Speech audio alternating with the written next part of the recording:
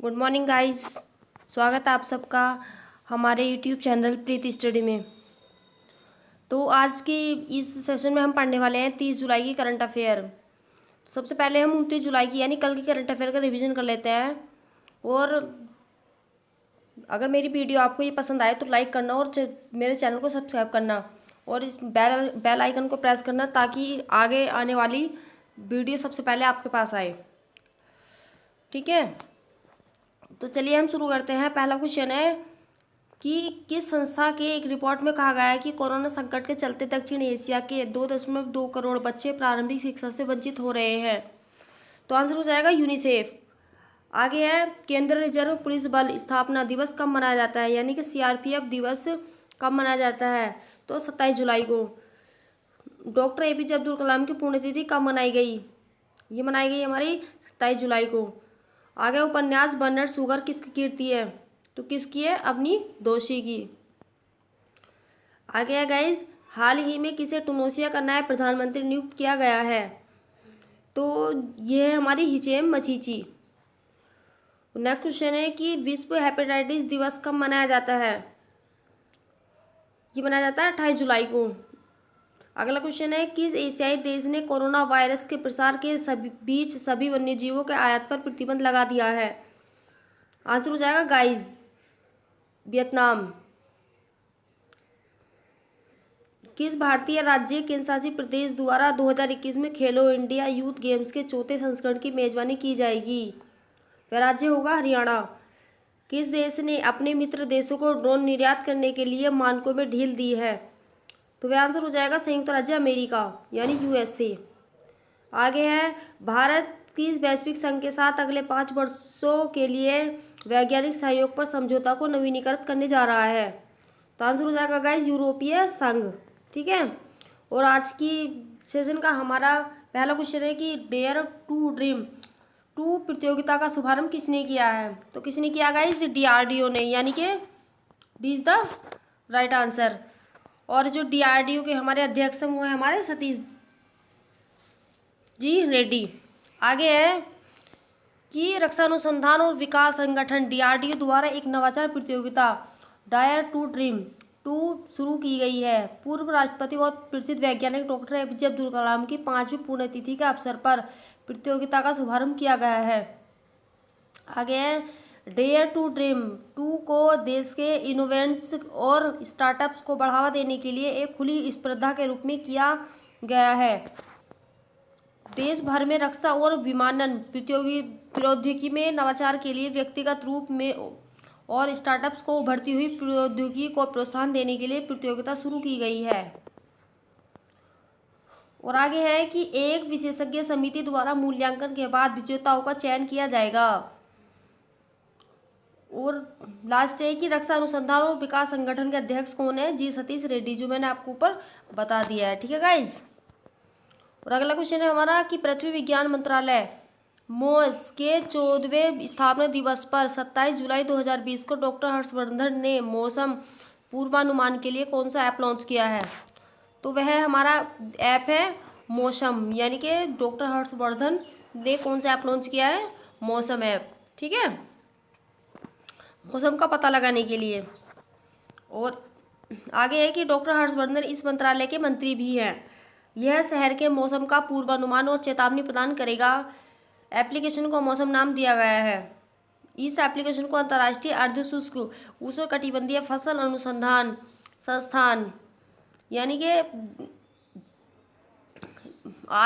ICRISAT यानी Shri set मौसम भारतीय विभाग यानी मौसम विभाग IMD और भारतीय उष्णकटिबंधीय मौसम विज्ञान IITM के लिए डिजाइन और विकसित किया था। इसमें लगभग 200 शहरों के लिए आर्द्रता, तापमान, हवा की गति, दिशा जैसी जानकारी प्रदान की जाएगी। और इस एप्लीकेशन में जानकारी दिन में 8 बार अपडेट की जाएगी। आगे है कि पुस्तक the India way strategies for an uncertain world का लेखन किसने किया, यानी कि the Indian way strategies for an uncertain world का जो लेखन किया है वो हमारा किसने किया है? तो वो किया है हमारा विदेश मंत्री एस जयशंकर ने, यानी कि सी इज द राइट आंसर। आगे है, इस पुस्तक को हार्पर कॉलिंस इंडिया प्रकाशन ने प्रकाशित किया है। यह 7 सितंबर को रिलीज होने वाली है। इसमें उन्होंने 2008 के वैश्विक वित्तीय संकट से लेकर 2020 के कोरोना महामारी तक की अवधि की चुनौती को उजागर किया है।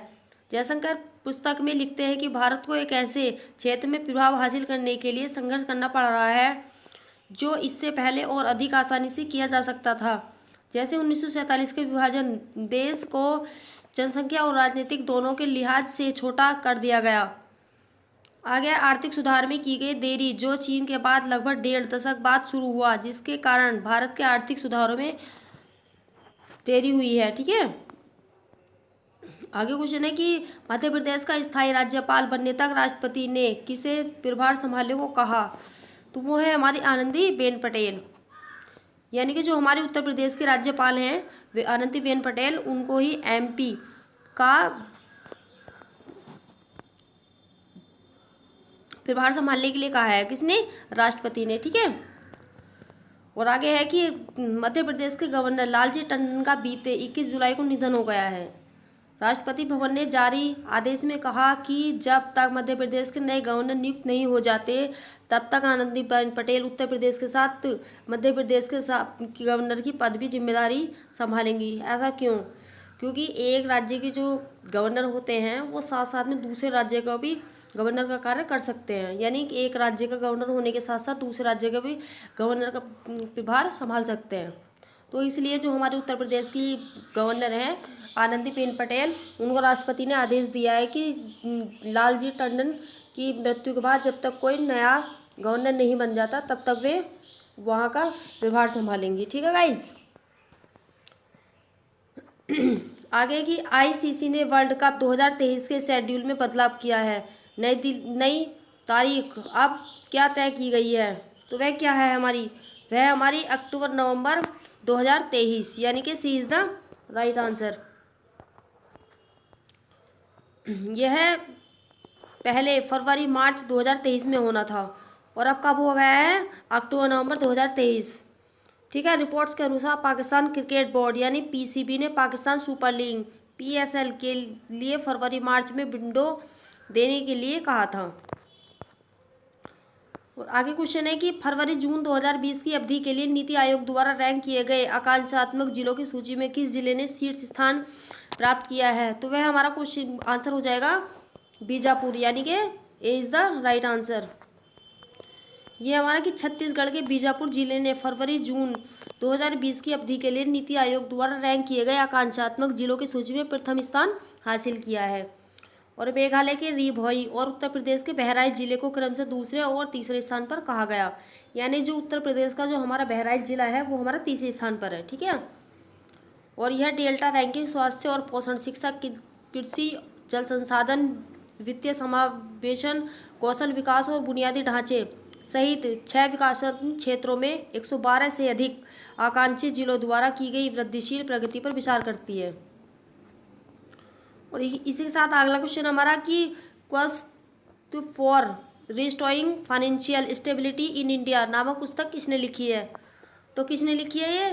ये लिखी है हमारी बी आचार्य ने, यानी कि B is the right answer. ये है हमारे बी आचार्य है। ठीक है गाइस, ये हमारा कि भारतीय रिजर्व बैंक के डिप्टी गवर्नर विराल वी आचार्य है। कौन है हमारे वी आचार्य? आरबीआई के डिप्टी गवर्नर द्वारा quest for restoring financial stability in India शीर्षक पुस्तक लिखी गई है।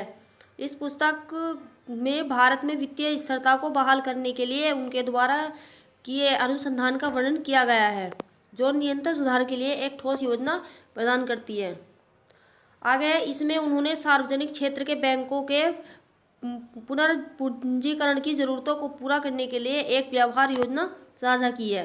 ठीक है, और आगे है क्रेडिट मध्यस्थों द्वारा ऋण आवंटन में सुधार करने और संभावित और कुशल पूंजी बाजार स्थापित करने के लिए बारे में समाधान प्रदान करता है।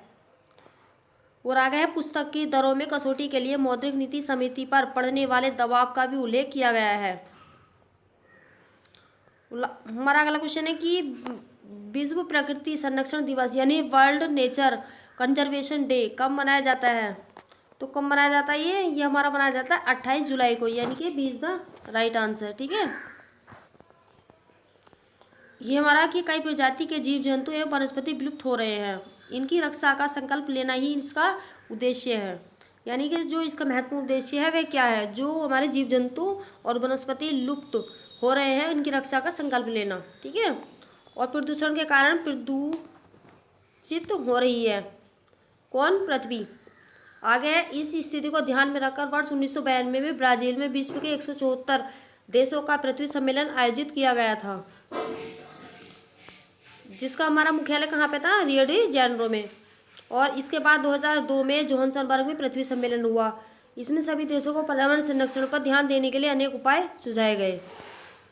आगे है कि जंगलों को न काटें, जमीन में उपलब्ध पानी का उपयोग तभी करें जब जरूरत हो, कार्बन जैसी नशीली गैसों का उत्पादन बंद करें और वर्षा के पानी को सहेजने की व्यवस्था करें और ध्वनि प्रदूषण को सीमित करें, प्लास्टिक का बहिष्कार करें, यानी जो प्लास्टिक यानी पन्नी होती है और प्लास्टिक वगैरह होते हैं इनका उपयोग बंद करें। ठीक है गाइज, आगे अंतर्राष्ट्रीय बाघ दिवस कब मनाया जाता है? तो ये हमारा मनाया जाता है 29 जुलाई को, यानी कि इज द राइट आंसर।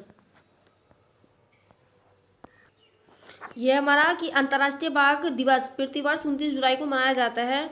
इसकी शुरुआत 2010 में सेंट पीटर्सबर्ग में आयोजित टाइगर समिट में की गई थी। इसका उद्देश्य बाघ के प्राकृतिक आवास को सुरक्षित करना व बाघ संरक्षण के बारे में जागरूकता फैलाना है।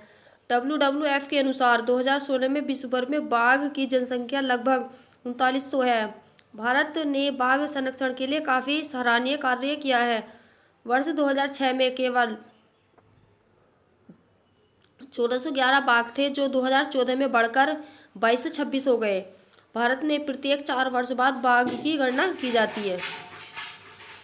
आगे है हमारा जो है हमारी संस्था है world wide life fund for nature, एक अंतर्राष्ट्रीय गैर सरकारी संगठन है, यानी WWF world wide life fund, world wide life fund. ठीक है, यह संगठन वन्य जीवों के संरक्षण के लिए कार्य करता है। इसकी स्थापना कब हुई थी? 29 अप्रैल 1961 को, और इसका मुख्यालय हमारा स्विट्जरलैंड के रोए मोरवेनी में। ठीक है, और अगला क्वेश्चन है कि मशहूर एक्ट्रेस ऑलिविया डी हैविलैंड का निधन 104 वर्ष की उम्र में 26 जुलाई 2020 को हो गया है। उन्होंने कितनी बार ऑस्कर पुरस्कार जीता?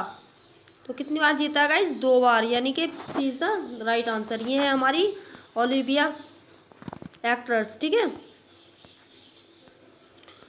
इनका जन्म 1 जुलाई 1916 को जापान के टोक्यो में हुआ था। कौन थी ये? जापानी महिला थी, और हॉलीवुड की फिल्मों में उन्होंने काफ़ी काम किया था। ओलिविया ने 13 मार्च 1946 को सर्वश्रेष्ठ सपोर्टिंग अभिनेत्री की श्रेणी के तहत film to each his own के लिए ऑस्कर पुरस्कार जीता था। वर्ष 1949 में उन्होंने फिल्म द हेयर्स के लिए दूसरा ऑस्कर पुरस्कार जीता था। गाइस, आज के लिए इतना ही। Thank you for watching.